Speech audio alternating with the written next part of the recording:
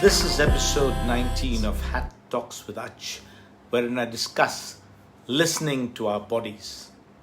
All of us here, how many listen? Case 1. You are between the mid-30s and the mid-40s.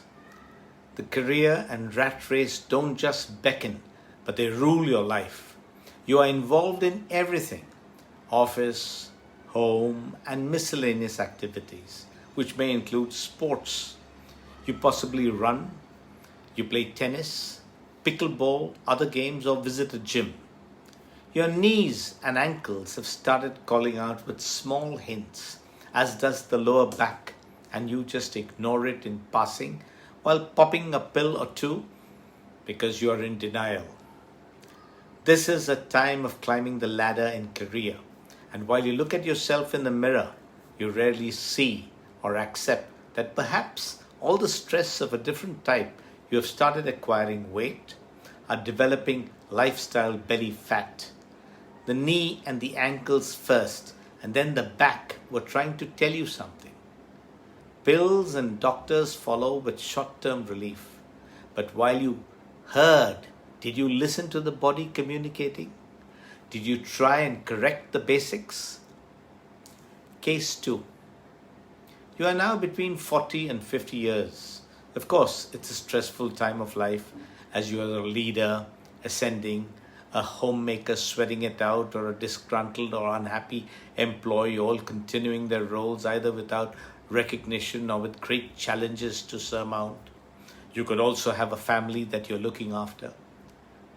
There is the occasional headache that travels from the sides behind the neck up to the head, addressed with the occasional pill or the chota in the evening.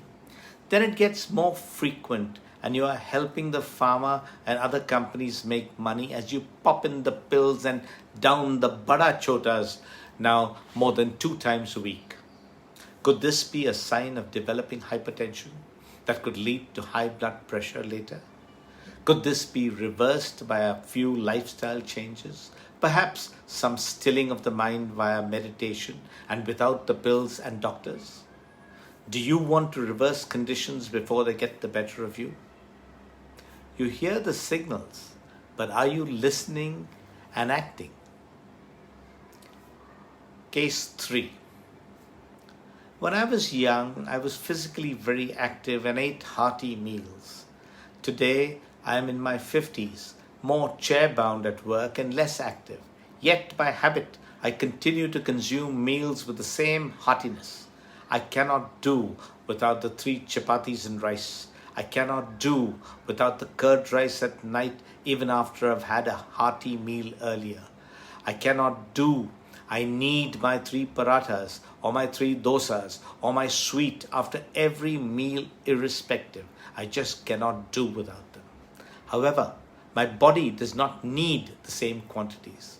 The stomach and digestive system is generally the barometer of one's well-being, and I'm a little uncomfortable after a meal. But am I listening? There is a feeling of bloating, nausea, occasionally, or acidity. But thankfully, there is Eno and packaged magnesium hydroxide in pouches and tablets to temporarily ease the discomfort. Am I realizing this? Pharma companies are milking it, enjoying it at my expense. Well past 60, I recognize uncomfortable bloating and flatulence after consuming buttermilk. My vegan daughter-in-law suggested dairy intolerance and offered me a lactase tablet to try with the buttermilk. It worked. I was good and realized late that I had developed intolerance to buttermilk, and so I went on to avoid it. 2 years later, my favorite accompaniment at meals, the tair or curd or dahi, suffered the same fate. I am listening to my body, and I stopped indulging in my favorite foods, items I felt I would continue to enjoy as staple all my life. I am now busy searching for non-lactose products and lactase tablets to improve my quality of life. I hope this does not extend to the Goudas, the Bries, and other cheeses I love. Do you listen and then act? I did. I like my chota or two every evening. It keeps the hypertension in check is my reasoning, but I'm also married. On some days, if dinner is delayed or at a social event, I might indulge in the third chota. But I've discovered that the third has its minor effects on my mornings after, which I don't like. The body tells me something, and so I listen. And so it seems like it's going to be a longer evening, or for sake of company, I may pour myself micro chotas and use higher dilution rates that keep both me and the company happy. Having said that, listening to my body over the years, I also discovered that the body metabolizes food and alcohol differently and dependent on the mental state, the company, the environment, and ambient temperatures. And so, when in cool, temperate climates or higher altitudes, one processes foods and alcohol differently. While all the examples narrated are personal, before popping pills continuously or seeing doctors, I've been listening to my body. Have you? There are several more stories on the subject, but while I leave you to ponder, and while you remember to like, to share, and of course to subscribe, this is Captain Joe signing off.